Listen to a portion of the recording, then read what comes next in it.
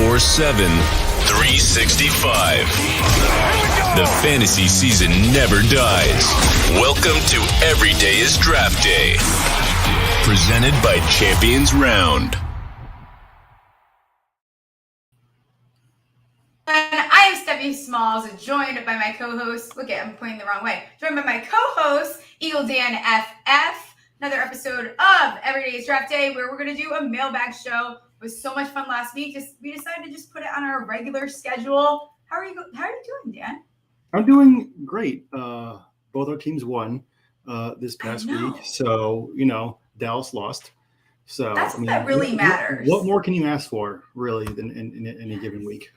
Not only did Dallas lose, but Dallas does not have a nice schedule the next 8 weeks. Jerry Jones has decided he's going to attempt to bring back Dak in 4 weeks, which I'm pretty sure they tried to do that with Romo, and then he fractured his clavicle when they did something like that. Yeah. So that should go well, as it always does. But it's Thursday night football, finally. My weekends start on Thursdays. I get PGA and football. So I decided to have a lunch, high noon with you. But before we get started and get into all of these questions that you guys sent in, we have 3 giveaways going on right now. Giving away a signed Justin Jefferson jersey, signed A.J. Brown jersey, and signed Josh Allen helmet.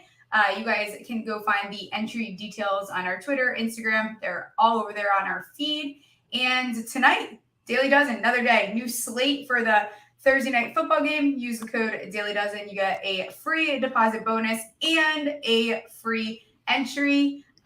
So let's get right into it, honestly. Let's do it. I'm excited. Yes. As you can see from the title here, that is, will Justin Jefferson make the Eagles cry? Which, if this question puts you in a bad spot, because we're talking about your team, but we're also talking about Justin Jefferson. So Sam Wagman at SWagman95, who I think is trying to be a little bit of an instigator here, asked, how many yards does Jay Jettas go for against Gannon Z, and why is it 175 plus? What are you thinking here? I mean, I think that Jefferson is going to have a good game because, one, he's Justin Jefferson. And 2, for whatever reason, the Eagles defense has decided that playing cornerbacks 10 yards off the ball every play is a sound defensive strategy. So that's something that if you try to do that against Justin Jefferson, he's going to get about 70 catches and he's going to get a bunch of yards. So obviously, I think that Jefferson is going to have a great game against the Eagles. And yes, he probably will make the Eagles cry. He will probably make the Eagles cry. It's going to be okay, though. But I agree. I actually was surprised by the Eagles secondary. It didn't look exactly the way I thought that they would. They still looked good, but not to the level where I think. They didn't look good. Don't lie. I know. People. I'm trying to be nice, honestly. They looked like shit. They don't deserve nice. Yeah. I mean, and it even showed, you can see, in fantasy, and we don't like to correlate the two as much, but, they were in the top 10 for most points allowed to wide receivers last week. So if that means anything, we saw how many points Justin Jefferson put up. It could get ugly, but very nice in fantasy. I think that that's going to be one of the best games this next week. I'm so excited for it. Are you excited? Monday night. It's going to be great. I think it's a huge, it's an NFC game. They're 2 of the top contenders there for the NFC. And it's a big game. It's a statement game, I think, for both sides. But we will get into the next question. John Newquist. Sorry if I butchered. That's all right. You tried your best. Butchered that. It's Thursday. I told you guys I'm on my weekend already. So how many TDs for the Chiefs and Chargers tonight? Dan thinks every Thursday night game is going to be 1 billion points to 1 billion points, but I'll let you go first. So 2 billion points based on that math. 2 billion and 2 billion. No, I just think that, with these past, the Rams versus the Bills were supposed to be a high scoring game until the Rams decided not to show up and play correctly. And I just think with these 2 offenses, based on what they did last week, it's going to be a pretty high scoring game. I expect them to score a lot. The fact that Keenan Allen isn't playing is a little bit of a bummer. Because that would really have helped the Chargers, obviously. But I think between the 2 of them, I'd say probably give me 8 to 9 touchdowns. Woohoo! Spicy! I like it. That's the narrative I want to follow. There's all these stats. You can find a million stats, as much data as you want. that convinces me I should take the under in this game. But being a brat and knowing that trends have to come to an end and that I want Thursday football to be a blast. And when these two teams meet up, I mean, it's some of the best football that we see. They're neck and neck with each other.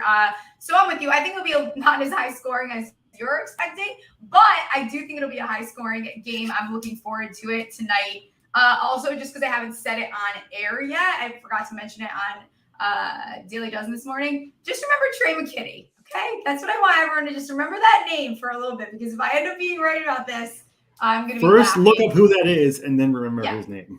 Yes. Well, don't look up who he is. Just remember his name first. Just remember for it. Yeah. Just remember these random names we're telling you. Don't like. I have his signed rookie card. He's on every taxi squad, and I love him so much. So, okay. Next question at SMH810. This is Sean, friend of the show, always sends us some awesome questions. He does. Is the progress we saw from Geno Smith real, and could he be a viable option, or was it a week one mirage? I think it's real. Honestly, I think, in that kind of game with Russell Wilson coming back into town, and all the pressure was on to perform, and Geno did. He's been in the system for a couple of years. He was once upon a time a really high draft pick. His career obviously hasn't panned out the way he probably thought it was, but he has the weapons to be a viable quarterback. He proved that he could be a viable quarterback last week. So there really isn't any reason until he shows us otherwise to say that he can't be a viable option. I don't think week one was a mirage. I think that the game plan that they're using with Geno Smith, what Pete Carroll is using him, how he's incorporating him with the running game and Rashard Penny, I think that it wasn't a mirage, and that he'll continue to be a solid both fantasy and NFL quarterback going forward. Yeah, can I just say quick, just a couple points. Go ahead, real quick. I want to talk about this game quick. Is one, I hope that we actually get a full season of Rashad Penny. We deserve that. We've wanted that for years. He looked awesome. And I think that they have that, and they, there's still receiving options over there too. I don't know what was up. I didn't even know it was possible for a team to carry that many tight ends, but they've got quite the depth there at tight end. And Geno finished, if you want to look at last week, he finished ahead of guys like Derek Carr, Matt Ryan, Tua, Justin Fields, Trevor Lawrence, Tom Brady, Trey Lance, Matt Stafford, Mac Jones, Dak Prescott, Aaron Rodgers. Like, he had a good fantasy week. Yeah. I have to see a little bit more. I think this week, I tweeted it the other day. I'm like, week two. So are these teams, the bad teams that we thought were bad, are they actually good, or is it because they played shitty teams? So I think you learn a lot this next week. We'll see if they can keep up with the momentum. I was kind of all against the Seahawks. Now I'm kind of all in. I think it's awesome. I also love anything that has to do with Russell Wilson that is negative against him. I'm all in on. Like, that is, that guy is such a. The Russell Wilson hate is strong with you. It's very strong. I cannot wait for him to retire. And I mean that like as kindly as I can, but I cannot take the corny videos.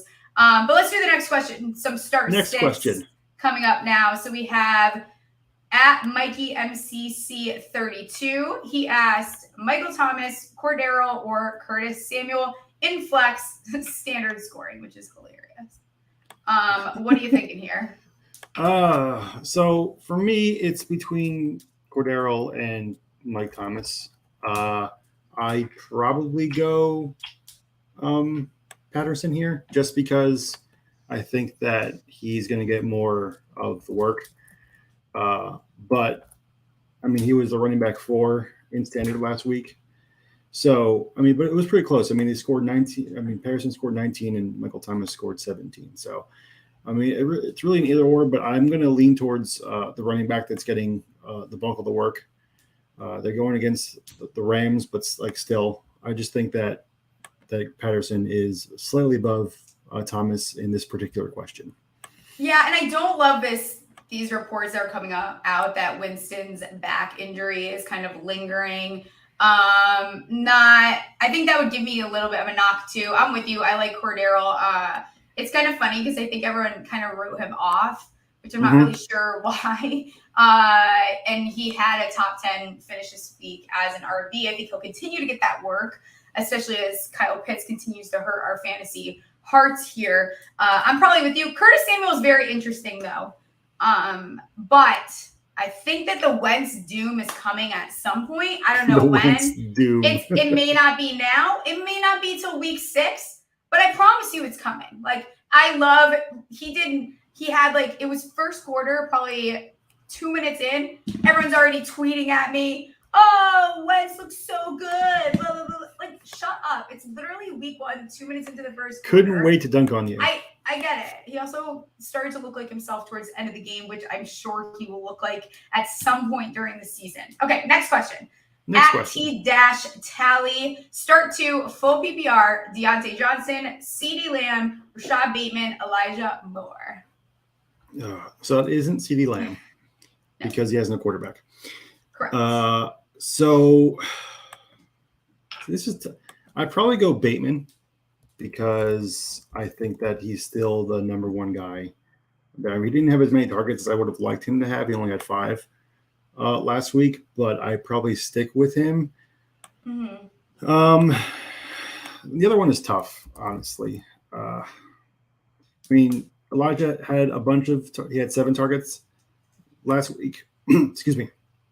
And then, Deontay is Deontay. So he had 12. So I'll probably go Deontay and Bateman this week. I mean, it's close, but I'm going to go with there. Yes, I am a little bit with you here, kind of torn. The Ravens are playing Miami, right? Or am I crazy? Yes. I was like, shit, did I mess that up? Miami did allow no points, but they also played the Patriots, who are not even. Patriots are trash. They also don't have a wide receiver. Yeah, they have no. They don't have a receiver. I don't know they don't have a quarterback. Yeah. So yeah. I think I'm with you there. I really like Rashad Bateman. I think everyone was kind of knocking the Ravens before, because everyone says Lamar can't throw, blah, blah, blah, blah. That's fine. He's still going to throw the ball. And we haven't been able to see the connection. We saw that chemistry on display when they connected this past week. So I definitely really like Rashad Bateman. I think it's a toss-up. I might lean Elijah Moore, honestly, just because I honestly cannot stand it. I cannot believe Mitch Trubisky is a starting quarterback right now. It's pathetic. But I like Elijah Moore with Flacco, but also don't expect much out of Flacco. He also plays very bad on the road, not pretty. And it's Cleveland. Cleveland's defense is really good. Yeah, you're right. Okay, I'm leaning with you. It's also a toss-up. I will say, sometimes I really like backup quarterbacks their first game that they start. After that, I hate them. So, but I don't think CD looked great either. So I can't. No. I tried. I can't do it. And trust me, it pains CD got targeted 10 times. He only had 2 catches. That wasn't all Dak's fault. That was CD also just not performing well either. Correct. So it wasn't all Dak was just being a bum. It was CD also was sharing in that bumness with Dak. Absolutely. And Cooper Rush isn't going to do any better. Okay. We have Zeke, Hunt, or Cooks for flex. Cooks is Brandon Cooks, right? I'm guessing Brandon Cooks, yes. Okay. What do you think? So I'm going to go with Kareem Hunt here. Me too. Because we're just agreeing too much. I don't like this. I know. I miss when we didn't like each other. We need to hate each other more. Yes. But Kareem Hunt is he has a great matchup against the Jets. He was definitely a big part of the game plan. Last week he had 15 touches, 2 touchdowns. And when they're going to be using him, they don't really have a bunch of really good receiving options in Cleveland. So Kareem is definitely going to take some of that receiving load, even a little more probably than we even originally thought. So I'm definitely leaning Hunt there. I don't trust Zeke because everyone is going to load the box and dare Cooper Rush to beat them. So I just don't think Zeke's going to be able to perform to the level that people are going to need him to in order to justify starting him in this scenario. And then Brandon Cooks, while solid, he's facing Denver. At Denver, so he's going to get a bunch of targets. He's the number 1 receiver there, so I just don't know how effective he's going to be in that game. So I just prefer Hunt in the best overall scenario of the 3, personally. Yeah, I'm with you. He finished, I believe, RB4 in PPR this week. I mean, Kareem Hunt is a fantastic running back. Like, people year after year disrespect him. And when he gets the work, he gets the job done. And honestly, Jacoby Brissett looks fucking worse than I remember it being. Like, I thought he was better than that for some reason. But he's not. So we have learned that Jacoby Brissett, he was who we thought he was. That's how I feel, and I feel strongly about that. I think Brandon Cooks is interesting, but again, like, a team as volatile as the Houston Texans, I can't with confidence tell you to put Brandon Cooks. Like, he could end up having a great week. It's more likely that you get the ceiling out of Hunt and you also get a safer floor. So for me, that's the direction that I would go. I'm kind of out on the Cowboys. Like, I was out on CeeDee Lamb before the season even started. Yeah, and I was just proven right. I feel like you got lucky. I got slammed because I'm an Eagles fan. And you're just a hater. You hate the Cowboys? No, because he's the number one guy. He has no one to take any attention off of him.